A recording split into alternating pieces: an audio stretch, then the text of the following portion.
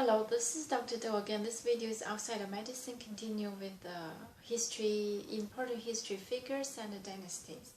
So last time I talked about Tang dynasty and then five dynasties and 10 nations, and then transition to Song dynasty.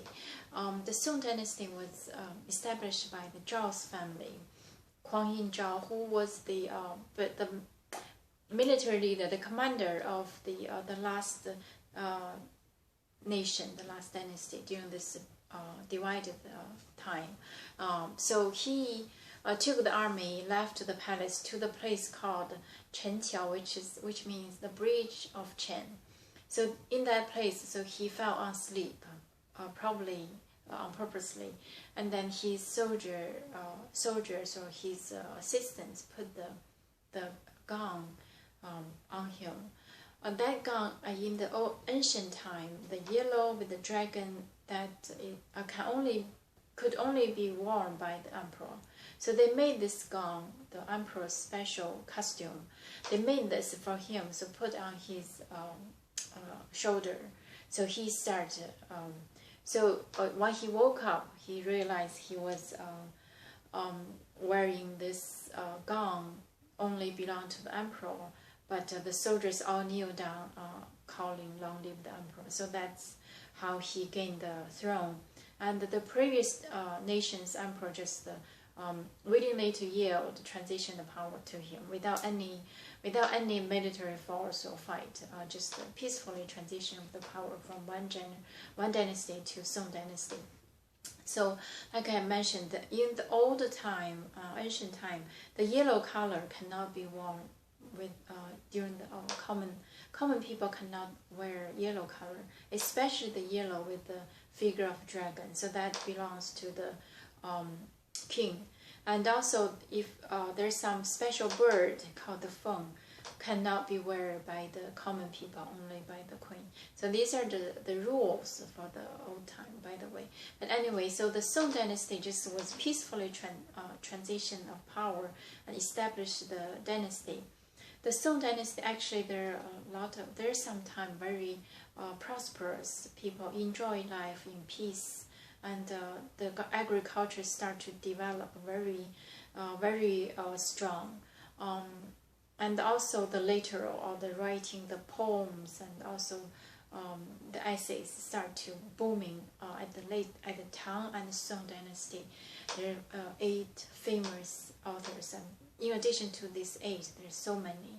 So this is the unique part about the Song dynasty. Very at the beginning, very peaceful. People enjoy life. However, during Tang dynasty, the previous country was quite peaceful.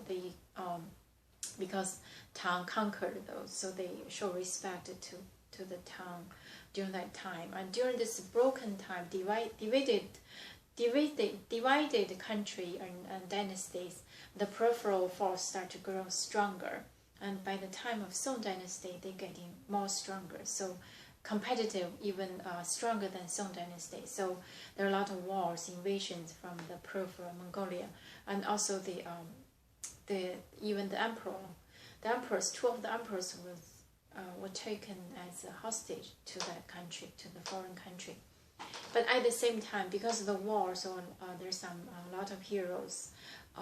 2 words to mention. One is Yan's family, 4 generations to lead the military to fight against the foreign invasions from the great-grandparents, great-grandfather, and then grandfather, father, and the last generation. All the men, after all the males died in the field, and the females started to take over, continue to fight.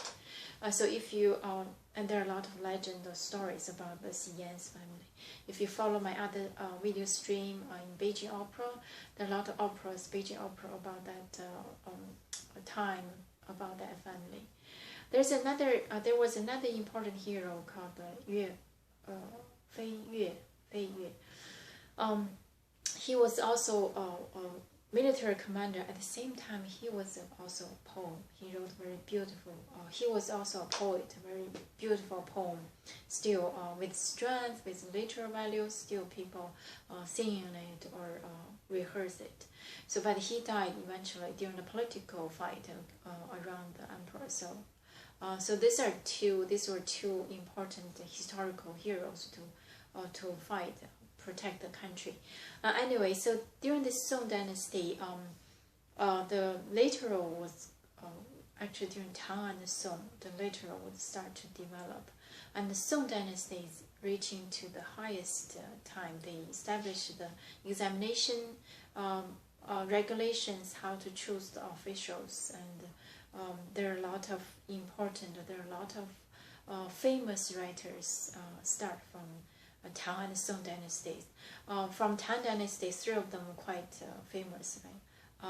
Li Bai, Zhu Fu, and Ju Yi, Bai Ju Yi. Three of them, they wrote poems. They wrote long poems, buried the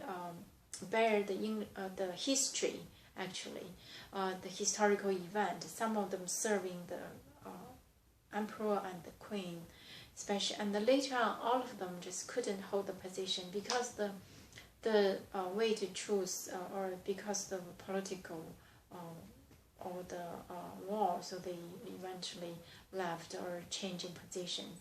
It happened quite often in Tang and Song dynasty also. Like I said, Fei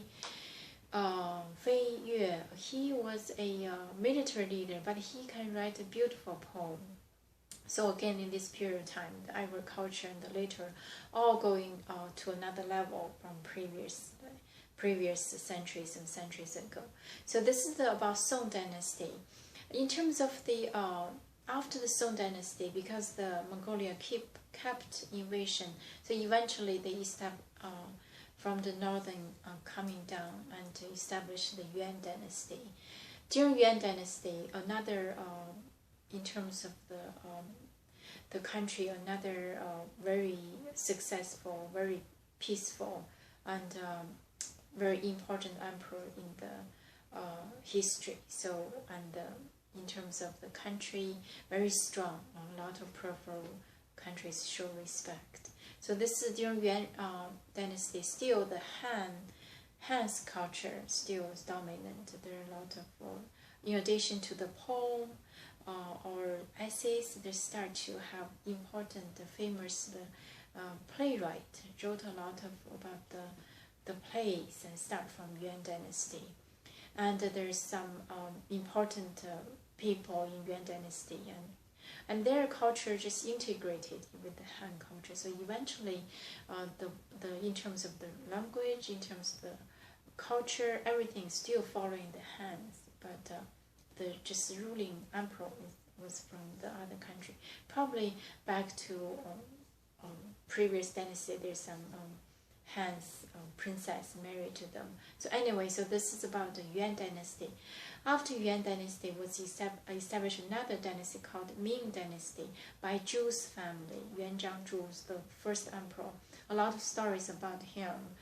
I'm going to continue. He was from very poor bottom of the class. So in the history of China, the emperors, only two of them. One is Bang Liu from the lower class, and the other one is Yuan Zhangzhu, who established Han dynasty from Liu Bang, and Yuan Zhangzhu established the Ming dynasty. I'm going to continue next time. Thank you for watching. I will see you next time.